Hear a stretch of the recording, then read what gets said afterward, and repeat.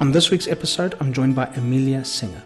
Amelia is a London-based wine journalist, judge, communicator, and a presenter of the popular TV series The Wine Show.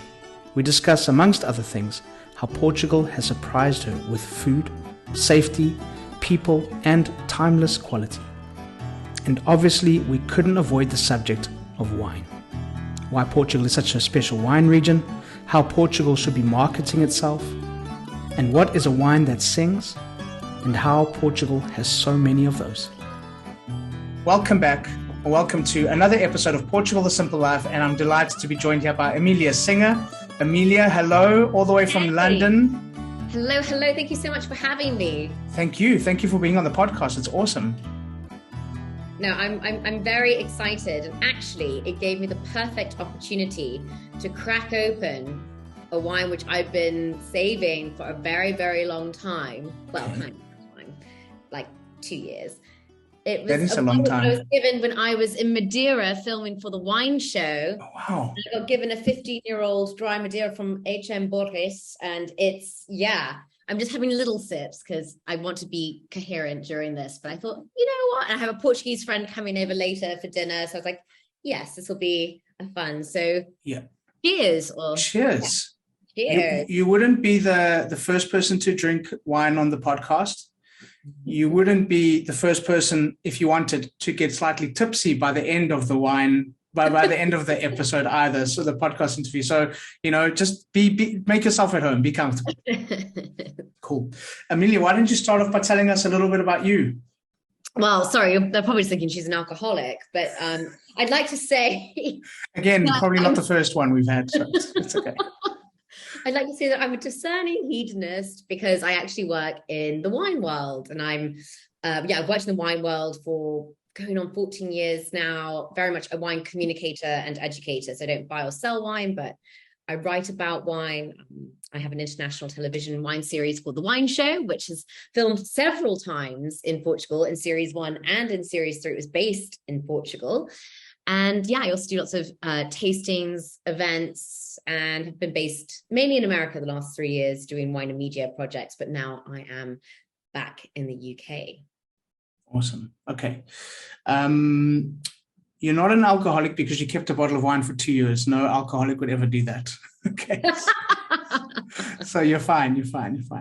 Well, we first got in touch, or I first sort of knew about you because of the wine show. And I think maybe Joe's legs still bear your nail marks in his leg from the cabin, the little go-kart things in Madeira. Toboggan things. Yeah. Yeah, that was what was a bit like a mixture of the crazy teacups at Disneyland mixed in with a toboggan. I mean, it was pretty lethal, but it was actually quite fun. I'm a bit of an adrenaline junkie. It's awesome. I did it the first time I went to Funchal, and it's amazing. It is. So yeah, was that your that wasn't your first experience of Portugal? No, I think my first was before the wine show. I went to Quinta da Rosa with in the Douro, exactly. And that's a beautiful, beautiful quinta. And that was my first time in Portugal. And I could then, for the first time, really appreciate how mountainous and dramatic the landscape is in that part of the country. And the roads are pretty crazy. And then after we were there with press for an evening, we then had one night in Porto for the festival of São João, which was... That's an introduction. Fun. Oh my gosh, that was amazing. That I just didn't want to leave. I just loved, the dancing in the streets and celebrations only really got going at 9 p.m. Everyone hits each other with those inflatable vegetables, and it's meant to have something Did to do you get garlic in your face? The garlic plant? I avoided the garlic. Someone tried. But I just loved it. I mean, it just felt so safe. All these little kids were out there, went on to at least 2 or 3 in the morning. And everyone was just euphoric on sangria and live music and eels and sardines and, which they just had out in their like little neighborhood barbecues. It was amazing. Yeah, I've done São João once, and it was incredible. Did you eat everything? Did you try everything? Did you try the eels and the sardines and all of that? Yeah, I love all of that. I really, yeah. So you're quite an adventurous eater.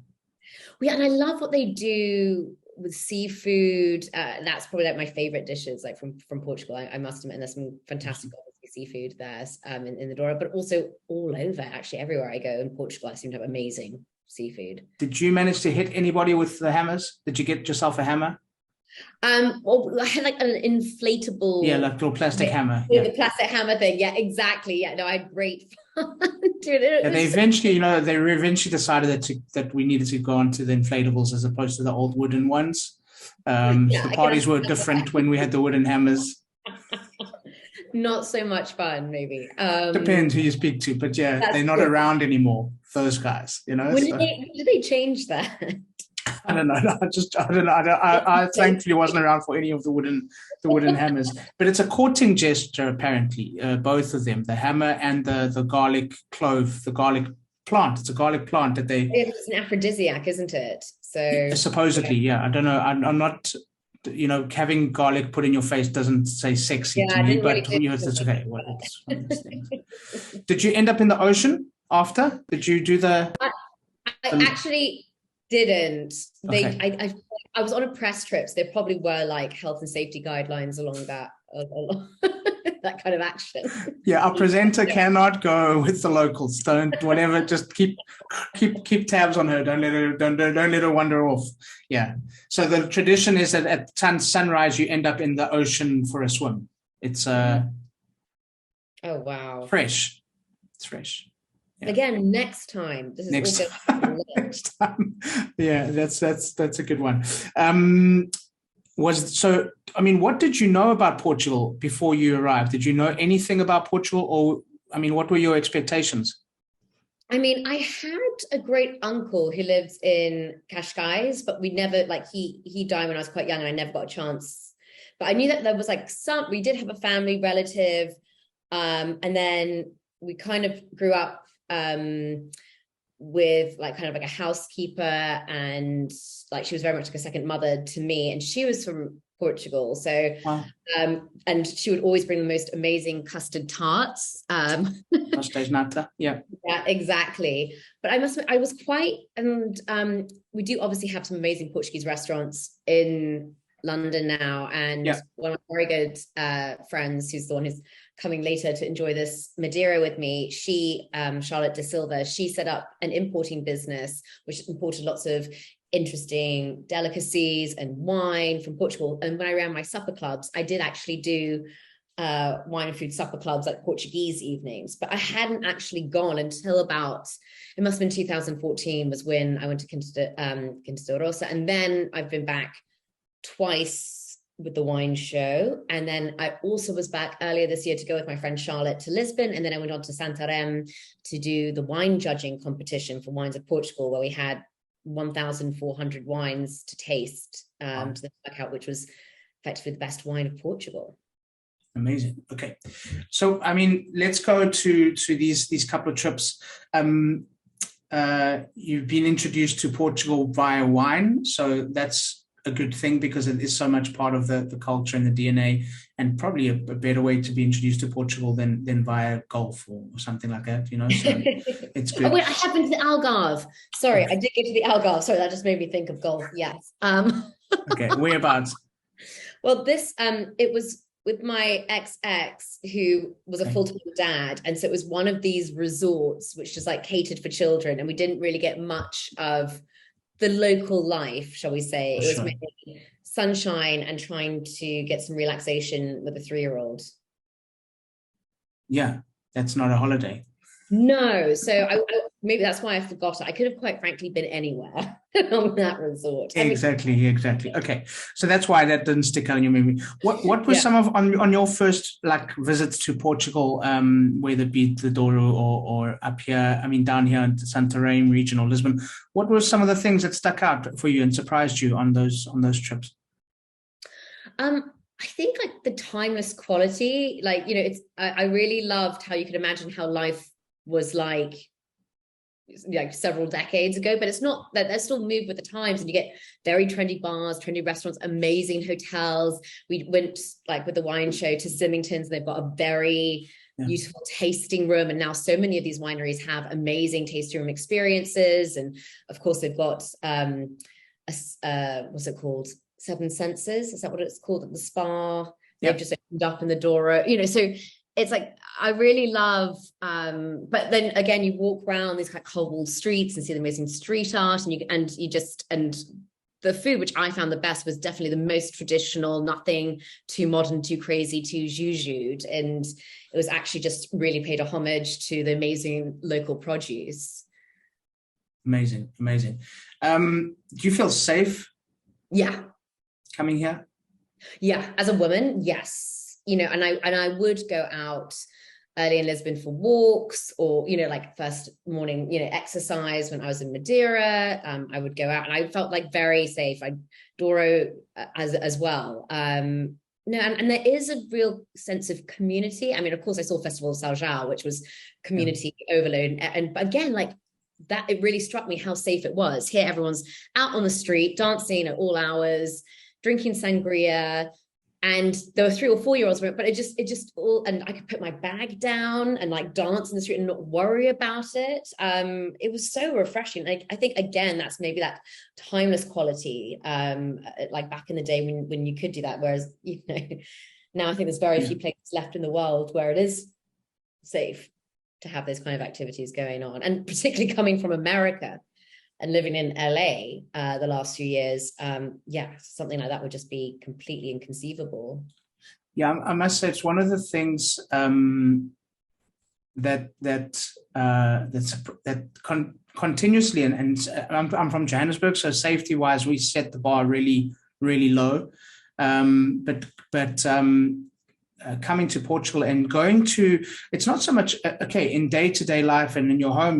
I'm always surprised. I was always surprised at how safe things were, and thankful.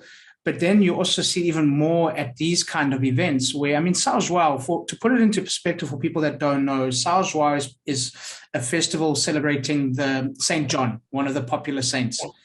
But literally the whole city comes down to the river, the roads are packed, you can hardly move, and everyone parties and drinks. There's hammers, there's garlic, as we've mentioned, there's wine, there's beer. Where I'm from, and London, the same thing. You can't have a mass party without there being fights and nonsense. And no children. I mean, there was there'd never be children around. There was the Festa last weekend, which I missed in London, which was put on by Wines Portugal, which seemed amazing. Like, it had lots of wineries represented and singers. But yeah, no children, and it was in a hemmed-in venue, and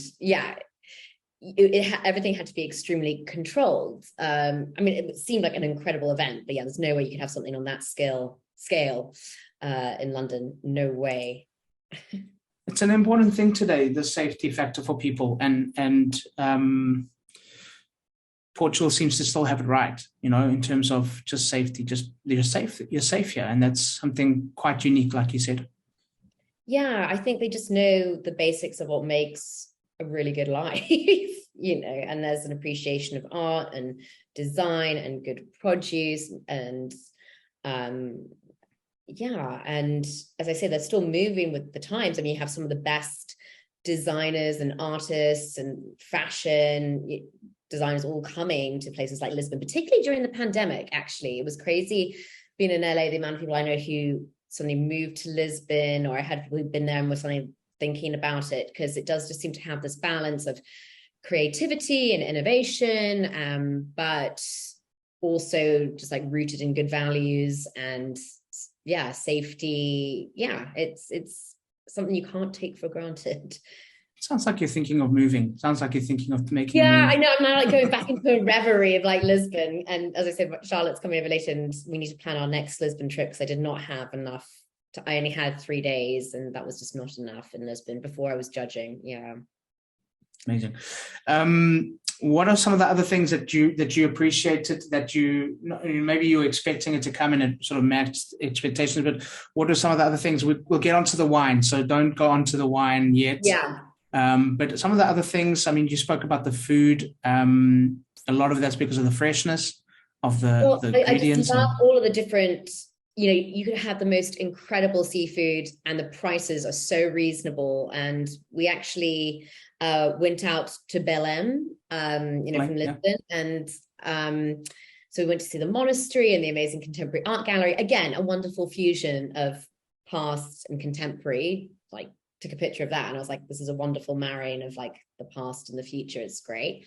And then we just went to this really simple restaurant on the beach, El Club Naval, ordered a very simple white fish. I ordered the most simple, I know I can't talk about wine, but I did order like a very simple glass of vino verde. And there I am, the sun is shining, looking out, and you just see all the families out on the beach. And it was just such a reasonable price. Like, yeah, it was just ridiculous how cheap this really delicious, very simple meal was. And it just also just really seemed to capture a slice of what it was like to actually be living in Lisbon. And same, actually, my last day after judging, I went to Vermeero seafood restaurant. Oh, just, yeah, of course. Apparently it's like a big local hangout, and like, again, it was like a Sunday and all these like Portuguese families were out there with their kids and their parents, and it's very simple, and like the oysters were amazing and they were so cheap, and I had, again, like a really great alvarinho, but again, I was just like, everything's just like simplicity. And then of course you have like crazy experiences like Belcanto, which which is, you know, kind of Portugal revisited, and but like, again, there's like stories behind that, and it's fun and it's not pretentious, and it's just in such stately, epic surroundings, and yet everyone's so friendly, and that's what I like. So even if you do go for like a Michelin star experience, they're not snobby, they're not snooty, everything is about enjoyment and coming together. And I just really, really love that, because there's plenty of places in the world we can have fancy pants restaurants, but often that can come with a bit of an attitude and crazy prices. Did you spoke about Blaine, and you mentioned earlier about the lady that worked in your home who gave you the custard tarts. Did you try the ones at Blaine? Well, the line was very, very long, I must admit. And I must admit, I was very little when she was here, and I now can't have dairy. I've ever since I was can't like even 7. try them. Yeah. So I've had them like when I was very little, and then I know it's very, very sad. But again, this is also what I like about Portuguese cooking. You guys use a lot of olive oil. It's kind of, you know, it's more like Mediterranean, like, whereas I die when I go to places in France and northern Italy, because they put butter and cream in everything. And also you have amazing, what also surprised me was the sheep's cheese, because I can have sheep and goat's cheese, and there's just such amazing sheep and goat's cheese. And then you also have things like you have, oh my gosh, Parma ham. Mm-hmm. But like, no one thinks of Portugal for Parma ham. Like, I think the Portuguese really undersell themselves. Like, everyone thinks of Italy, and I'm like, how do they cachet on that? Yeah. Well, you've got we're very underrated for cheese, and we're very underrated for we don't call it Parma ham, we call it presunto. Yeah. Sorry, prosciutto. That's what I meant. Yeah, and even in Spain, they're well known for it. But the pig is actually from Portugal.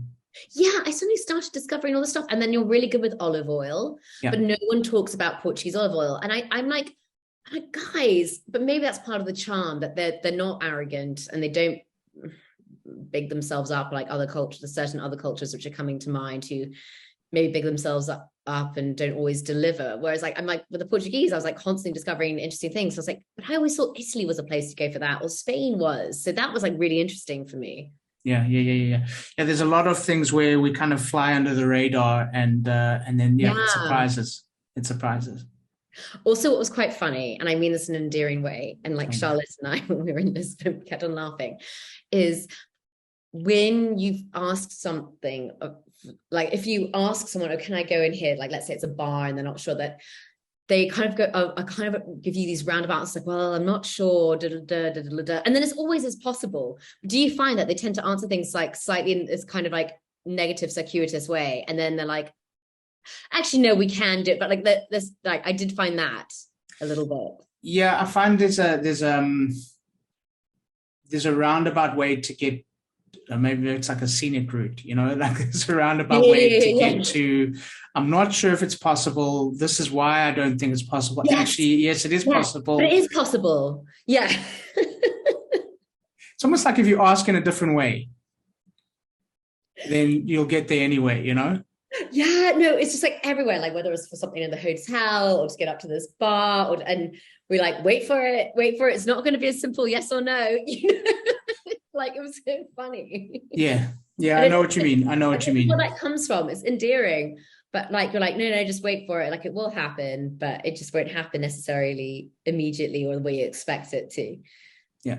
Amelia, you're clearly a person that loves a good chat and enjoys speaking to people. I mean, how did you find that part of Portugal, where, people just have the time and the enjoyment to have a conversation with you as a random stranger? How was that experience for you? Yeah, no, I mean, it was amazing because it does seem to operate on its own time, which I loved. Again, I think that's what gives it its slightly, I felt like my whole time in Portugal should be seen in sepia, like, and I think that probably is very much like the pace of life where things get done and beautiful things are achieved. But yeah, it is on its own time. And I actually have a lot of respect for that when the lack, it's so easy to just get swept up in the distractions and hecticness of the world around us. And I found like people always very, very helpful.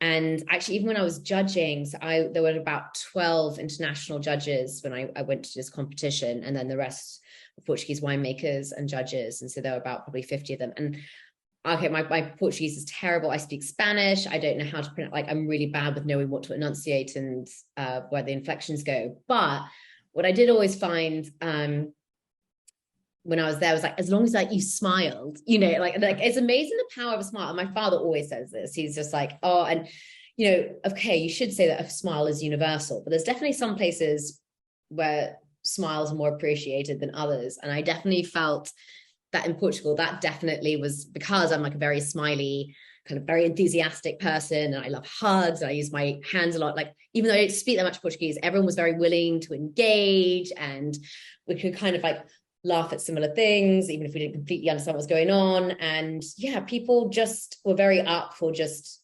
positivity, kind of warmth. And yeah, I think they appreciated my outgoing nature. I think I might be a bit much for some places, and I definitely am too loud for others, but I seem to fit in Portugal, even though obviously, my Portuguese is terrible. Not an issue here. Not an issue. How did you find that in terms of the language? So many English-speaking people being able to communicate. Yeah, I mean, I think, and I know I can't really talk about wine, but I think because Portuguese, like, I think in England, like most people, like, if they're taught at schools, it's like French and Spanish, like we're not taught Portuguese. And I think that can maybe hold it back sometimes, because some of the best wines are like all of the best wines, really, I would argue, well, maybe not all, but quite a few are made from native grapes, which people don't know how to pronounce, people have never heard of. Lots of people have maybe only been to the Algarve. They haven't explored around, so they can't appreciate the diversity and variety of these amazing regions. So for me, like just in terms of getting around, as I say, like everyone's so friendly, I felt very safe. In terms of marketing things like wine, I can see how that's a real issue.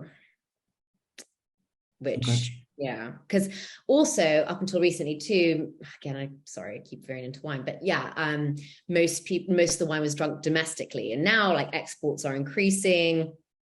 It used to be 10% they'd export, but now we're starting to see more Portuguese wine. I think people are starting to like recognize places, not just the Douro, but of course they know Vinho Verde and Alvarinho. So I think people are starting to get their heads around these new grapes or regions which they haven't visited, but they're beginning to realize like, oh, wow, these are really classic premium wine regions, which is exciting. I can't stop you anymore. So let's talk about wines. You took us there shamelessly. It's okay. Really hard. No, that's okay. I mean, one of the things you mentioned about people, and we'll get into what you think of the wines and that kind of thing. But certainly, one of the things that you mentioned is kind of we were speaking about the cheese and the olive oil and the presunto, and how we kind of tend to undersell these things here. We can include wine in that bracket. And when you talk about marketing, Joe mentioned on previously on the podcast, Mel as well. Joe and Mel both work with you on the wine show. They mentioned the same thing. There isn't we don't sell it enough. And why do you think that is? Do you think that's a personality thing? Do you think it's big? Why do you think that it isn't more prominent in terms of being able to talk about our wines and put them more on the world stage? Well, I mean, a few possible reasons. Like I can possibly give you like all of the reasons, but I think one is probably personality. Like I don't think, as I was mentioning before, I don't think the Portuguese sell themselves particularly well. Now I'm going to get into dangerous territory here. Being half American, I can argue that there's an excuse to be made. Some people oversell, and that's not a good thing either. But I think, that doesn't come. I think also because it's only been in the last 10 years or so where they just used to drink so much domestically. And I guess you've had other things going on, whether that was like kind of economic, social, like instability and those kind of things. So maybe exporting wine wasn't such an issue. And also, I would argue that it's almost because port is so successful that you're almost damned by, a product which has very much kept us in, like, I think we've had that treaty with Portugal and port since over 400 years or something. It's oldest treaty in the world. Well, and then I'm going actually next week to the embassy, the Portuguese embassy, for the 650th Anglo-Portuguese anniversary, and yet celebrating the oldest alliance between two nations of the world. And they're actually serving a 200th anniversary of Graham's Port and a 350th edition of War's Port. So it's amazing because there's so much heritage and history, and obviously the relationship there is so valuable. But I think almost it's like people are like, oh yeah, Portugal, that's port.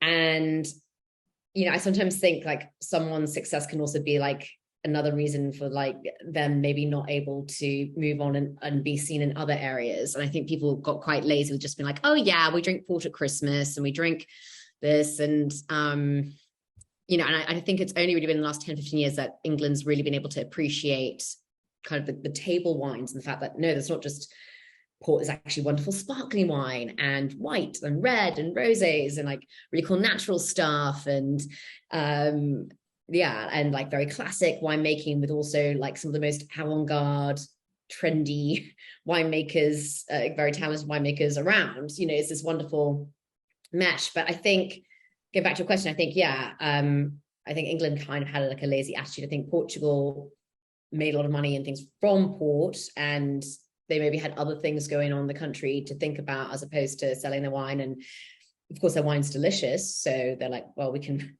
why do we want to give it away? But I think also it's a lot of money needs to go into marketing. I just don't know quite how much money in Portugal is given to those bodies, in all honesty. And I've now seen some really in like the last 2 or 3 years, I've seen some really, well, actually, no, not in the last years, the pandemic, but this year, then 2019, there were some really cool Portuguese events. Like, as we just said, we had Fish there going on, which was like last week. And we've had like big Wines of Portugal events with incredible winemakers do come over, and they are now willing to come and travel and talk about the wines and give context, which I think is really needed, particularly as most people probably wouldn't have gone to Portugal for wine regions. I think, so like, a number of kind of commercial reasons, eco-political reasons, personality reasons. Yeah. But I do see a combination.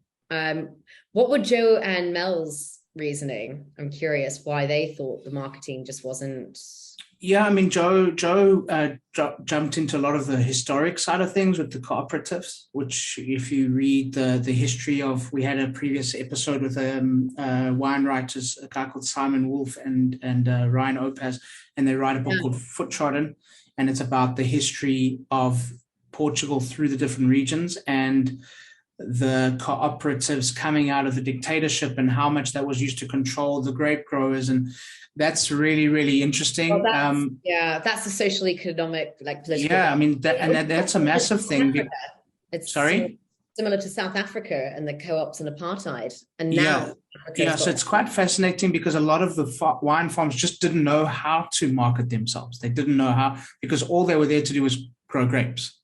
And it was kind of like they had to reinvent themselves in a way. So, and then I do think there is a cultural thing. I don't think that Portuguese think that they do it worse than anybody else. No.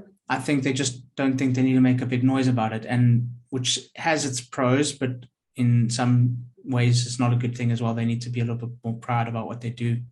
So yeah, it's interesting. What do you like about, I mean, this is a very broad brush question, but what do you like about Portuguese wines? I mean, I do love how, like, obviously everyone says the diversity, and of course you have over 250 grapes to play with. And I just can't get over the fact that the UK is 2.5 times bigger than Portugal. And then you think of all the different wines and all the different wine regions and all the different styles and the history. It's like insane. So you mentioned something about grape. What did you say? It was there are over 250 different. Before, earlier on, you said, do you think that the best wines have got it's a grape variety that's local to that? Yeah, native grapes. I mean, native grape. I mean, I do love, like, for instance, I discovered on my trip to Lisbon at Belcanto, actually, this amazing sparkling wine made in the same way as champagne by Luis Costa. And it was like Pinot Noir and Chardonnay, vintage 2006. It was like fantastic. So I'm not saying like they can't do Pinot Noir and Chardonnay and that's like great, but I actually think, like, discounting sparkling, I actually really love the native grape varieties. And I really love, for me, and particularly actually this last trip too, it proved to me just how excellent white wines are from Portugal. Like, I think lots of people now are like, okay, yeah, Douro, like that's good reds and like good ports, and maybe they'll have like a Vino Verde in the summer. And definitely when I was at an on-trade tasting this week, which, like, on-trade tastings is just purely for like pubs, restaurants. But I just wanted to go just to see how Portugal was positioning itself and or how it was being positioned. And definitely, like, the most popular, I would say, like, commercially, is still Vino Verde, and like that's still sold at like pubs, restaurants all over, and it's a fantastic summer option. But definitely for me, I had like tried in the past like a few of the white Douro blends, and I was like, oh my gosh, like I love it, because I like white wines which kind of have nuances, like age-worthy, full-bodied, really gastronomic, and have lots of different layers going on, so you can pair them with everything. Kind of, I like white wines, but could be reds in that way. And I actually think Portugal has a lot of that. And actually, my new favorite white grape from Portugal is the Encruzado grape from the Dow region. And it was so amazing because I had like all different kinds of Encruzado, like from the very like saline and zippy and zesty to the kind of full-bodied caramel apples sprinkled with sea salt. It was amazing. I love it in all its guises. But the wine which beat out of the 1,500 wines we tasted over 3 days, I didn't taste all 1,500. I probably tasted 300. Still quite not bad. No, maybe 400 over 3 days. You know, that's not bad. A fifth of the wines. Yeah, I tried more than a fifth.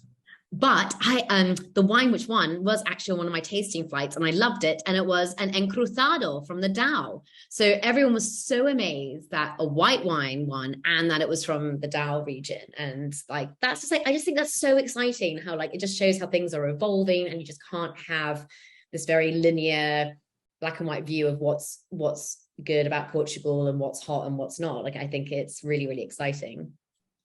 So when you talk about native grape variety, I mean, there's so many, probably some that you still need to try. With such a small country with so many grape varieties, and native, it's phenomenal. Yeah. But I think, like, again, this is what they need to work out, because so South Africa has an interesting history with its cooperatives and the apartheid, and then they hadn't been able to get their wines out. But then what they did to get onto the world's wine scene was to like produce a lot of grapes which were already well known internationally. Yeah. Portugal's always like been very traditional, and it's like, no, we're going to keep doing our own thing, which I have a lot of respect for, and that's definitely like it's like their greatest, you know, point of difference is the fact that they do have all these amazing native grapes, and amazing styles of wine. But I think it's hard to market. Like when you're so good at a lot of different things, how do you really capitalize on that and find a good coherent message for consumers? I think, you know, again, it's that phrase which is now just completely evaporated from my brain.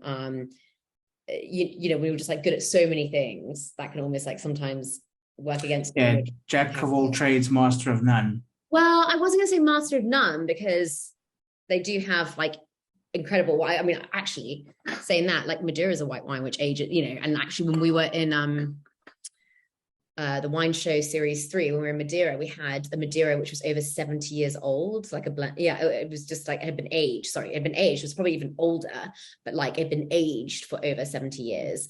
And like that wine was singing. And then when you talk to, like, I'm friends with Hugh Johnson and Michael Schuster, who's again like a fantastic wine educator, and they'll say that if they're on a desert island, their desert island wine would be Madeira.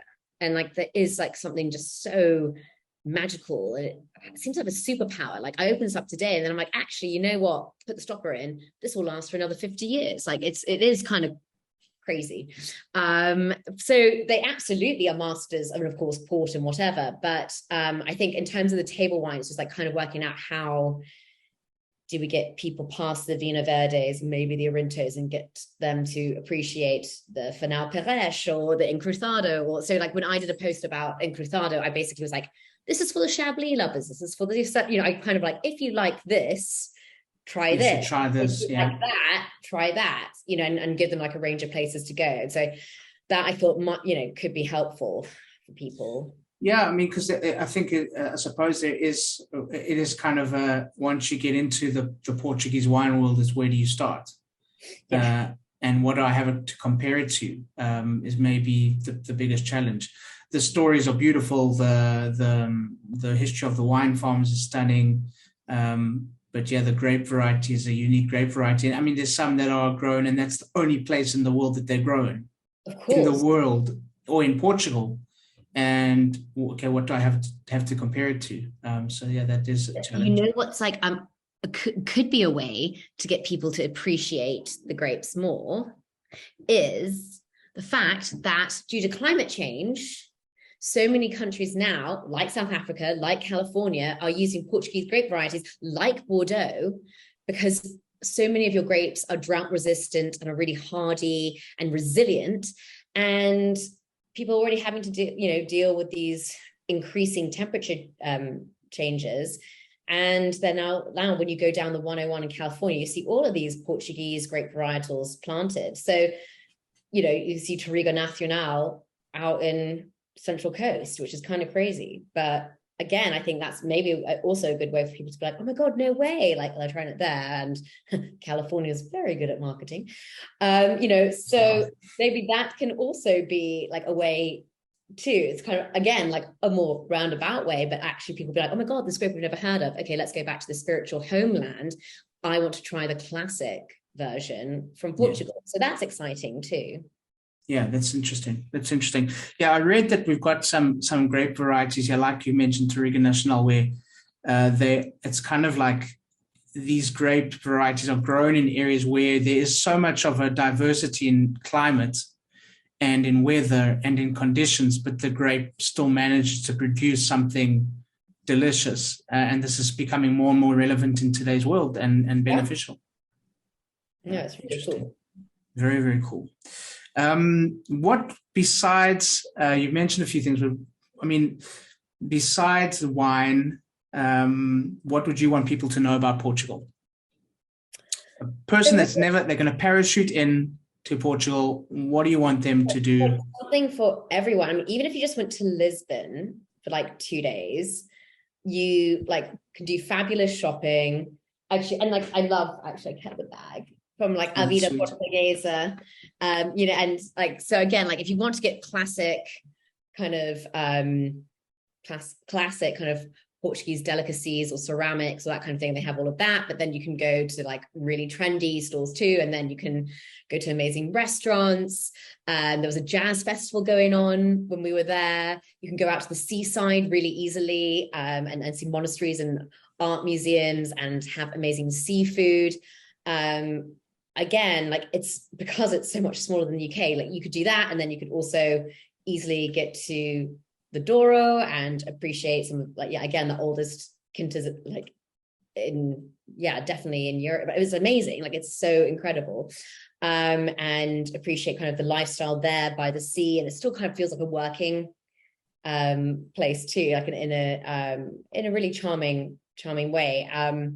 But I think like the accessibility, I mean, I really want to go to the Dow, and you was like saying to me, oh yeah, I should definitely go to the Dow. And then you've got all the amazing castles and like history buffs. It's an incredible place. And of course, there's the fact that there's just so much natural beauty anywhere, like whether you like hiking, whether you like the ocean, it's just absolutely amazing. There really is something, like whether you're artistic, whether you're a foodie, whether you like the outdoors, again, the safety thing, the fact that, you know, if you just need to chill out with kids and, you know, they're going to be okay, I went in the Algarve and whatever, but, there really is something for everything, and it doesn't break the bank too. Like, I had the most amazing, like, I would say indulgent in terms of indulging of the senses, just walking around and hearing the musics and going to wonderful cafes and having wonderful food and being able to buy certain like little ceramics. And it doesn't have to be crazy expensive. And we stayed in this really reasonable hotel just off Avenida Libertad, off the Príncipe Real Hotel. Good location. Yeah, Hotel Alegria, which meant like, and it was not expensive at all. And it was like such a great location. Yeah, it was kind of like the equivalent of London, Notting Hill. And, you go out and there's like little markets to go shopping, vintage shopping, and live music playing on the street. It was just amazing and magical. And like, even just to get a coffee and sit on the street and watch the world go by is just so charming and life enhancing. Beautiful. Well said. You're going to come back? You have to come back. You have to go to the Dow because of that wine. You mentioned wine that sings. What does that mean?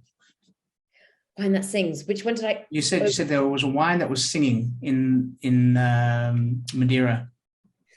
Oh, that one was the one which was like over 70 years. Yeah. So what do you mean by it sings? What do you mean by a wine that's singing? Like, I don't know. There's just like such like gravitas, because you're just kind of like, oh my gosh, this is time machine. Like, this is like a liquid time machine. This is crazy.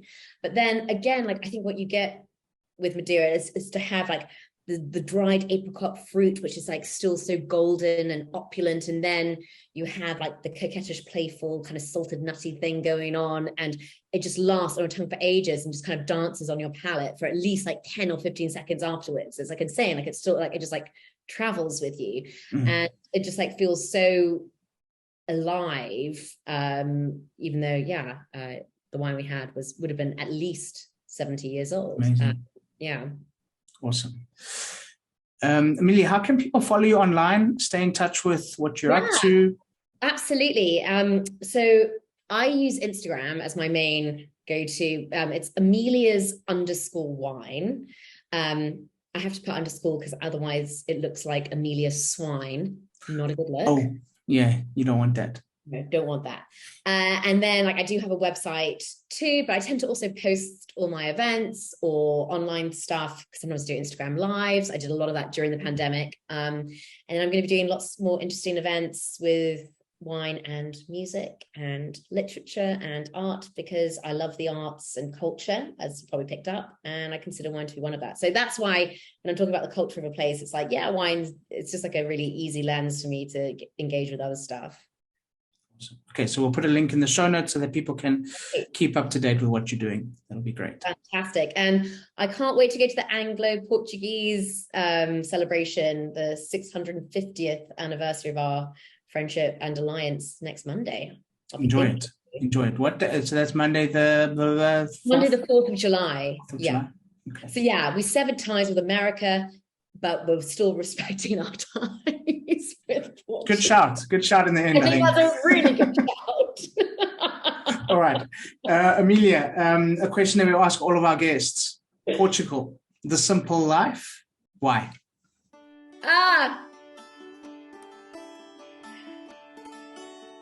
I'm sure you can just tell from like the wistfulness in my voice when I reflect back. Portugal just seems to have it right, the right balance between appreciating traditions and past values, but also still being able to move with the time. So they're switched on. And I think to get that balance right is really, really hard, and particularly in today's crazy world. Well said. Thank you so much for being on the podcast. No, thank you so much for having me. This is great. A wonderful excuse to open up my Madeira. Exactly. Amelia, thank you. I'm going to let you call it. Thank you. Well, thank you so much for having me, and that's a wrap. So thank you once again to Amelia, and thank you to all of you for listening. Please subscribe, share with your friends, give us a thumbs up, and please leave a comment or a review. We'd love to hear from you. We'll be back next week with a brand new episode. And as we say in Portugal, saúde. Welcome to the Simple Life.